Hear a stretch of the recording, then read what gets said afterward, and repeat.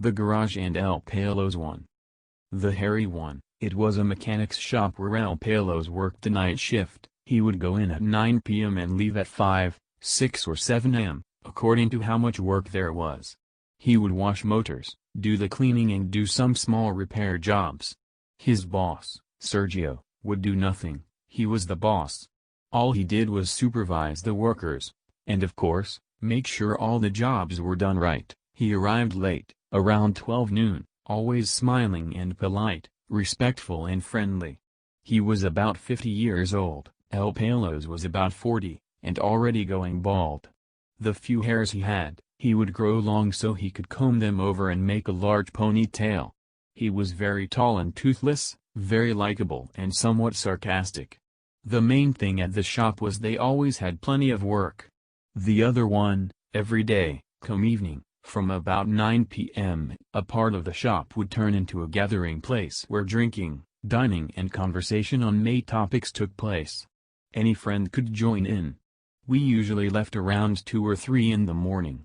El Pelos would stay working by himself, with the company of a glass with his Cuba and a radio that barely worked, and of course, his always present cigarettes. Peco was nicknamed the treasure seeker. He had studied with a Japanese, at college level, the detection of metals of every type, including gold and silver, and he made a living by offering his services as a treasure hunter. He was very successful, and several times he did find treasure, not for himself, but for other people.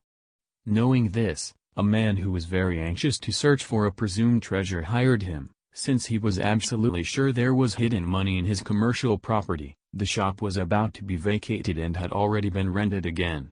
Finally the day arrived. The shop was now empty.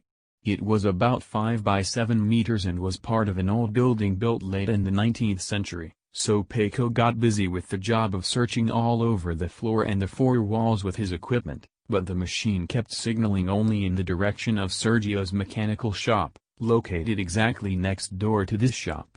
Peco and his client decided to dig in the floor exactly next to the wall in the direction of Sergio's shop. They made a large hole but did not find anything. The metal detector was probably signaling towards the mechanical shop because of the large amount of scrap metal piled on the floor there. When Peco and his client did not find anything, they opened the doors of the business to remove the rubble left from the digging and Sergio came over to talk to Peco.